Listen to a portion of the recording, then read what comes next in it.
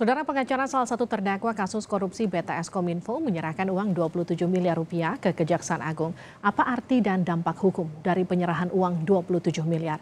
Kita akan bahas bersama Direktur Penyidikan Jampitsus Kejagung Kuntadi dan pakar hukum pidana Hipnu Nugroho. Selamat malam Pak Kuntadi, selamat malam Prof. Hipnu. Malam Mbak Livi. Saya ke Pak Kuntadi dulu ya. Pak Kuntadi, pengacara terdakwa korupsi BTS ini kan Pak Magdir menyerahkan uang 27 miliar ke Kejagung. Jadi ada penjelasan nggak dari Pak Magdir? Sebenarnya ini tuh uang apa dan ada kaitannya nggak dengan kasus BTS Kominfo? Ya, terima kasih Mbak. Sejauh ini kami belum bisa mendapatkan keterangan yang signifikan terkait penyerahan uang tersebut.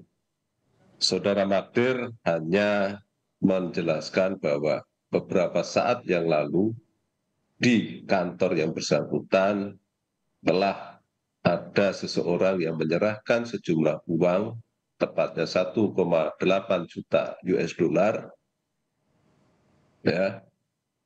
Apa kaitannya dan dalam rangka apa serta siapa orang itu, Saudara Magdir tidak bisa menjelaskan.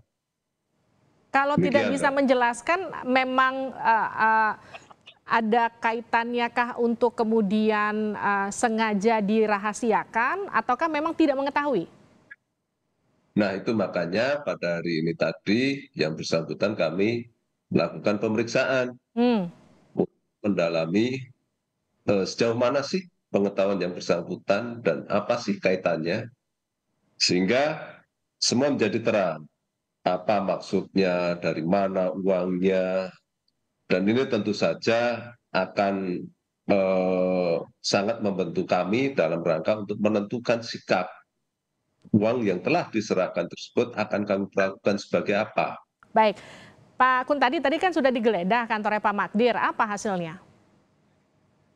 Ya, yang tentu saja hasil penggeledahan masih itu ranah penyidikan ya. Mhm.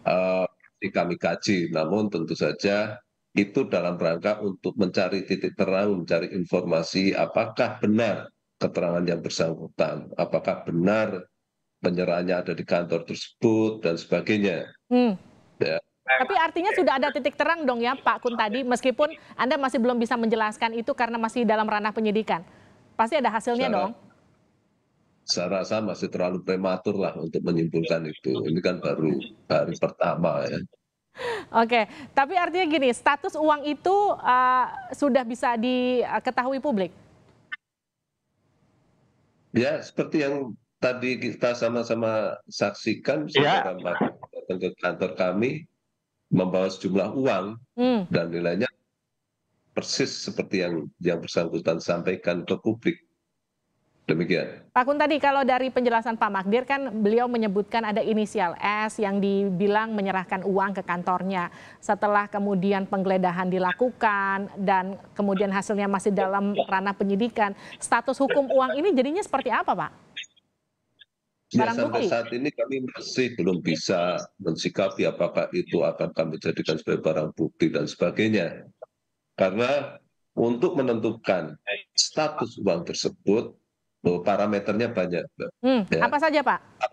Dan dampak hukumnya tentu akan berbeda. Apakah uang tersebut ada kaitannya dengan kejahatan? Apakah uang tersebut merupakan hasil kejahatan? Hmm. Apakah uang tersebut yang tidak ada kaitannya tapi dimaksudkan untuk mengembalikan atau memulihkan kerugian negara, itu belum jelas semua. Oke, Kami tentu saja belum bisa mensikapi.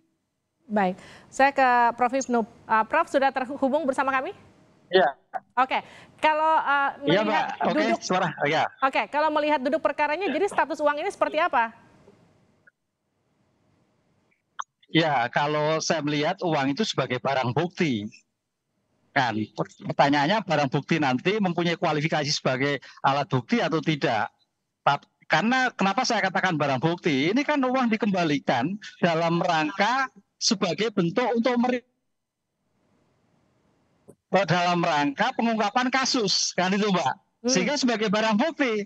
Cuman yang jadi masalah ini uang siapa? Apakah dari hasil kejahatan atau uang pribadi? Itu Mbak. Oleh karena itu, saya kira bisa dijelaskan ini nanti di sana kan ada CCTV ya, uangnya siapa, siapa yang mengirim. Saya kira ini harus dikembangkan semuanya sehingga duduk permasalahan uang yang 27M itu bukan uang kecil loh, Mbak. Sehingga kan bisa membawa siapa, dari mana, oleh siapa, nggak ada yang sulit. Oleh karena itu dalam pengiriman barang, alat terkait dengan uang 27M perlu juga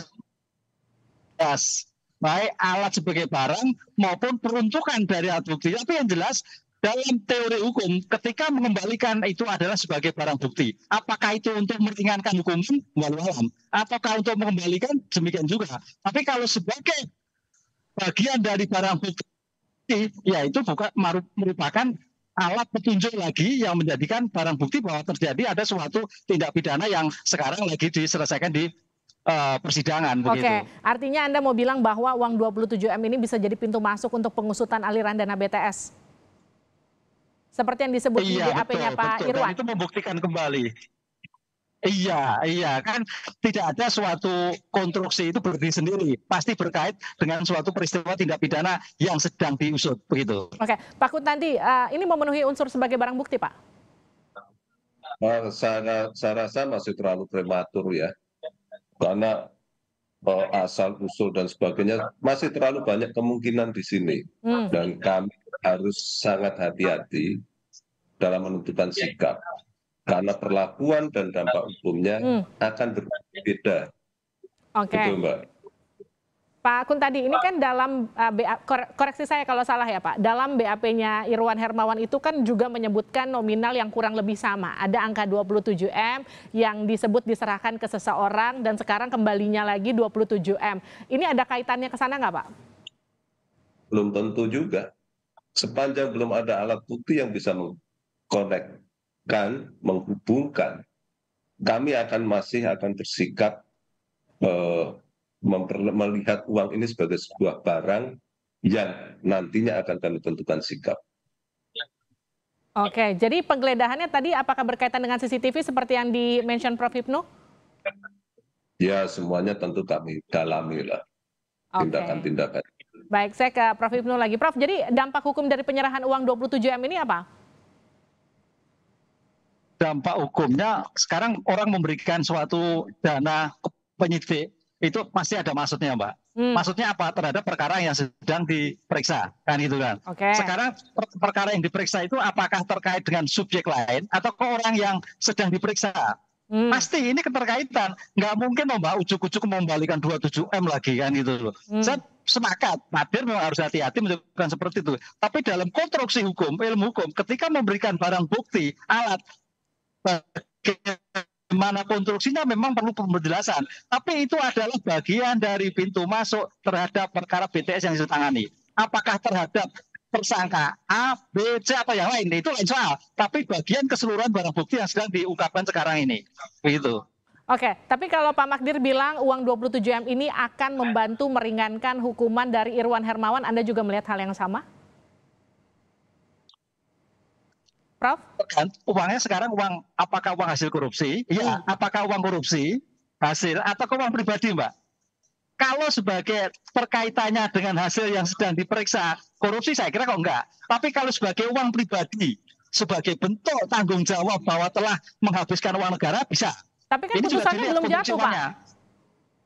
Ya belum, tapi kan ada upaya, sehingga siapa tahu dari upaya itu menjadi suatu meringankan. Ada itikat baik bahwa pernah menerima. Tapi kalau uang pribadi kenapa tidak dikatakan langsung itu uang pribadi? Kenapa dibilang ini diserahkan oleh seseorang berinisial S?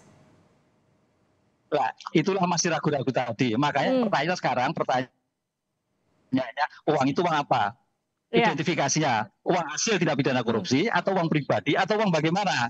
Tapi goalnya adalah dalam rangka untuk memperingan suatu hukuman. Goalnya dalam rangka untuk memperkuat suatu proses yang sedang berjalan. Kan begitu, Mbak? Ya. Nah ini yang saya tanyakan ke Pak Kuntadi. Jadi uang 27M ini uang pribadi atau bukan Pak kira-kira? Ya kan kami masih mendalami. Kami sekali lagi ya, kami harus bertindak dengan alat bukti yang kuat. Kalau tanpa alat bukti maka kami akan menjadi salah nanti. Karena aturan hukumnya demikian. Baik, Pak Kun tadi kalau terkait dana 27 M itu setelah Menpora Dito, siapa saja yang akan diperiksa atau ke depannya oleh Kejagung? Ya, semua pihak yang menurut hemat kami keterangannya signifikan dan memang harus kami dalami, pasti kami panggil dan pasti kami dalami. Tapi belum ada Dan nama tersebut siapa kira-kira yang akan dipanggil selanjutnya ya Pak? ya kan kemarin sudah ada tuh Saudara Edward, Saudara Eri, ya yang lain pasti nanti kita lihatlah sejauh mana sih urgensi dari keterangannya dan sejauh mana yang bersangkutan kami perlukan untuk membuat terang peristiwa pidana itu.